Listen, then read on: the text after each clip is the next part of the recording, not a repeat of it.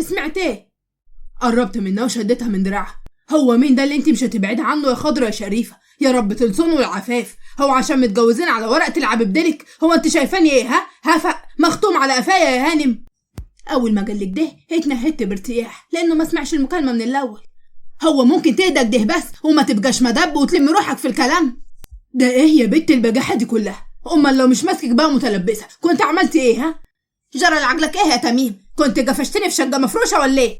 لا بس ظبطك بقى وانت بتكلمي واحد في الموبايل، حتى لو ما كانش في بينا اي حاجة احترمي اسم اللي انت شايلاه.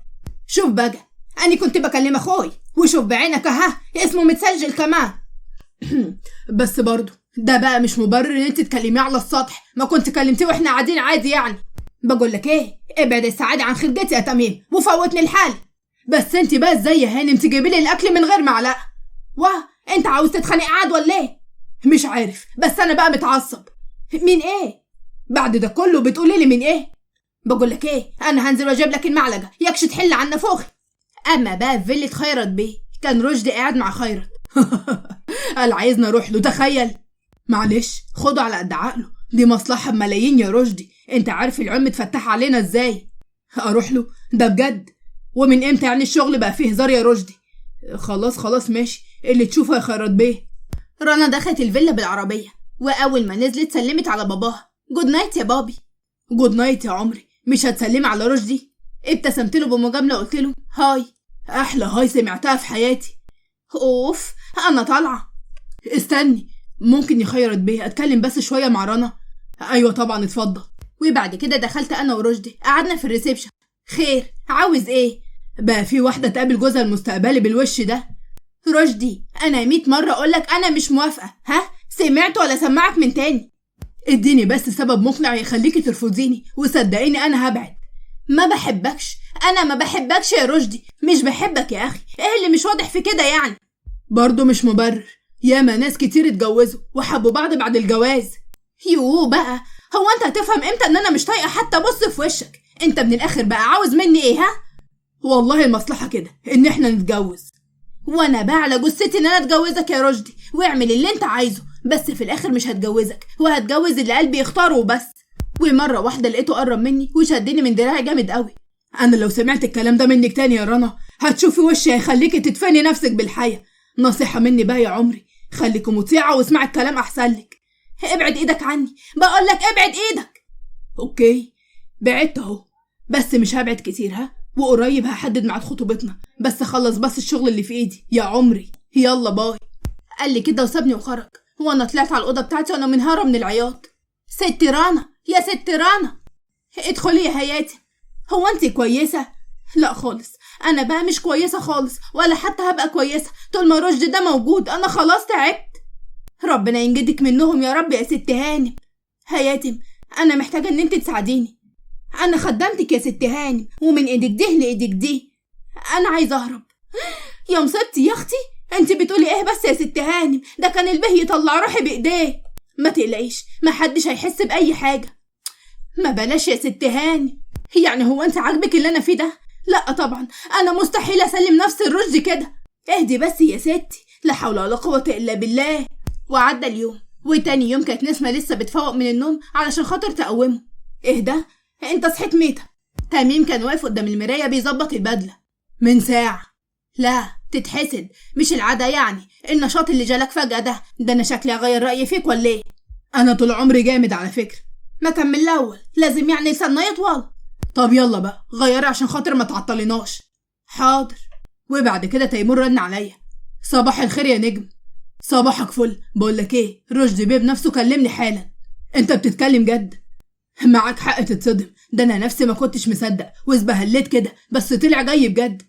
طيب خلاص انا جاي حالا اهو. ما تتأخرش يا تميم بالله عليك، كله الا المرة دي. لا طبعا مش هتأخر، يلا بقى سلام. هو في ايه يا تميم؟ لا ولا حاجة، شغل يا بابا. يلا يا نسمة. بس انا لسه ما خلصتش واكل. يا ساتر، اللهم طولك يا روح. نسمة مش وقته خالص على فكرة. طب فهمني طيب في ايه؟ شدتها من ايديها وسحبتها ورايا، ما فيش اي وقت للتفسير. وبعد كده خرجنا بسرعة وركبت العربية انا ونسمة. الله، جرى ايه ما تفهمني بدل ما انت ساحبني وراك زي البهيمة كده. رشدي بيه جاي النهارده الشركة. خبر جميل. لازم بقى نستعد. بقول لك ايه، عاوزك تبقى قاعد وثابت ايديك قدامه، عايزك اسد، فاهم ولا لا؟ ايوه طبعا انا اسد، فهمت. يلا بقى يس. ربنا يستر وما تعكش الدنيا. وبعد شويه تيمور كان قاعد بيلف في المكتب.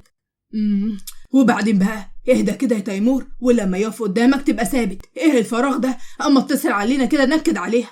كنت خارجه من الفيلا بالعربيه بتاعتي. ياه الحمد لله مش موجود. كان لازم يعني انشف دماغي معاه عشان يحل عني. صحيح صنفي ما بيجيش غير بالعين الحمراء. وما لحقتش اكمل كلامي ولقيت الموبايل بتاعي بيرن. يو بقى قالوا يا سيزفت. يا صباح الخير يا لولينا. يا ده ايه الدلع البيئة ده؟ بقولك ايه، النهارده بقى يوم مش عادي في حياتي. انا هقفل على فكرة. طيب والله العظيم انا المرة دي بتكلم بجد، معاك دقيقتين. النهارده شركة RX بعت مدير اعمالها لينا الشركة ومعاه عروض. هتنصب عليا يا تيمور؟ بقى شركة RX هتتعاقد معاكم انتوا يا شركة كحيانة. اقفل بقى وبطل نصب على الصبح. لولينا انا مش نصاب. شش، اوعى تقولي لولينا دي تاني، ما تعصبنيش. متعصبة ليه بس يا لولينا؟ قال لي كده رحت قفلت في وشه. انسان لينا ما كملتش كلامها وكانت واحدة بتعدي الطريق. حسبي. فرملت ونزلت من العربية بسرعة. يا نهار في حلقي. ايه ده؟ هي زعلت مني ولا ايه؟ صحيح ملهاش في الطيب نصيب. يا رب عدي اليوم ده على خير.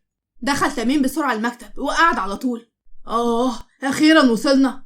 انا جعانة. وانا جدا على فكرة، بس اما نقعد بس معاها الاول ونشوف هترسى على ايه وهنطلب اكل. تميم بيه، في شخص اسمه رشدي بره وعاوز حضرتك. دخليه بسرعة. ايوه انا اسد يا تميم. شهيق زفير. اهدى يا تميم. نسمة بقت قاعدة وكاتمة ضحكتها عليه بالعافية ودخل رشدي عليهم. اهلا وسهلا، اتفضل. اهلا بيك. تشرب ايه؟ لا ميرسي، انا جاي اعرض عليك شغل وهمشي على طول علشان انا مش فاضي وعندي شغل كتير قوي. تمام اتفضل. دلوقتي احنا بنورد ادوية لشركات بره، وللاسف الطلبات بقت الضعف ومحتاجين مورد للشركة وسفن شحن، ومفيش غيرك يدخل مع الشركة، وده الملف فيه كل حاجة وكل الطلبيات بالتفصيل. طيب تمام، هقرأه كويس قوي وهرد عليك بالليل. تمام، وانا في انتظارك. وبعد كده رشدي وقف وخرج وانا قمت وقفت. يس ايوه بقى هو ده الكلام.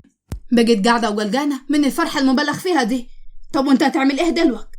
انا مش هعمل حاجة، انا كده موافق. دي فرصة وتقدمت لينا على طبق من دهب. اجرى الملف زين، ما تبقاش متهور. انا كنت هعمل كده يعني اكيد يعني. لا ما هو الظاهر جوي انك بتعمل كده صح. وعدت ساعة والتانية وكانت نسمة رجعت الملف حتة مع تميم. اظن بقى اني ما فيهوش ولا غلطة. ياه دول ناس حويطة جوي. ايوه فعلا شركة جامدة. اسكت انت متعرفش حاجة، بس مصيره ما يجع بين ايديا. هو انت ممكن تهدي روح المحقق كونان دوت وتنبسط شوية يا عديمة الفرحة؟ بقول لك ايه، هتغلط انا بقول لك اهو. بقى كده وانا بقى اللي كنت عازمك على الغدا بره. طب تصدقي انه خسارة فيكي؟ اداني وجعة من الجوع. وانا كمان، يلا بينا. على فين؟ مطعم جامد انا بحب اكل من عنده اول مشويات. اول مرة هتعمل معايا حاجة عدلة. ده انا كنت ناوي اعمل معاكي حاجات كتير قوي عدلة، بس انت بقى اللي لسانك طويل ووش فقر. شفت انت اللي بتجر معايا ها، علشان لما اطلع فيك ما تزعلش مني. خلاص انا اسف. صافية لبن؟ ماشي، حليب يا قشطة. وبعد كده خرجنا سوا وتيمور وقفنا. استنوا. ايه عاوز ايه؟ على فين العزمة؟ لسه ساعة قبل ما الشغل ما يخلص. خليكي في حالك احلالك عشان انت عارف اني ممكن اعمل فيك ايه. انا ما عملتش حاجة غلط. وانت خارج بره مكتبك ليه ها؟ خصم يوم كمان. يا ريتني ما اتكلمت. وعليهم كمان خصم يوم. ده ايه معاملة علبة التونة اللي انا بتعاملها دي؟ طب هي وخصمت لي عشان خرجت من الزفت المكتب. افهم بقى انت خصمت لي ليه؟ اهو كده، اصلا انا مغلول منك من اللي عملته امبارح. يلا بينا يا نسمة. يلا بينا. هو انا اللي دايما حظي قليل كده؟ لا نافع في حب ولا صحاب ولا شغل. يلا بقى الحمد لله. اما بقى عند لينا، كانت داخله العربيه بالمستشفى والبنت اللي خبطتها معاها. يلا بسرعه يلا نقلوها الطوارئ. الممرضين شالوها من العربيه وحطوها على الشезлونج ودخلوا بيها اوضه الكشف. لينا قاعده بره واعصابها كانت سايبه. منك لله يا تيمور الزفت، كل ده بسببك. وبعد كده لقيت الدكتور خرج. الدكتوره لينا احنا محتاجينك معانا. حاضر. وفعلا دخلت بدلت هدومي وهديت نفسي ودخلت الاوضه اللي كان فيها البنت، وكانت بدات ان هي تفوق وتفتح عينيها بكل صعوبه. اهدي ما تخافيش، هنحاول نتواصل مع حد من أهلك. لا لا لا لا، ليه؟ الممرضة كانت معاها البطاقة اللي خرجتها من شنطتها، اسمها رنا يا دكتورة. اهدي يا رنا، انت هتبقي كويسة واكيد اهلك قلقانين عليكي. لا، انا لو رجعت هموت. ولحد هنا بتكون خلصت حلقتنا، بس لسه ما خلصتش حكايتنا. استنوني في حلقة جديدة بأحداث جديدة. وفي نهاية الفيديو ما تنسوش تدعموني بالاشتراك في القناة وتفعيل الجرس على الكل عشان يوصل لكم إشعار بكل قصة جديدة.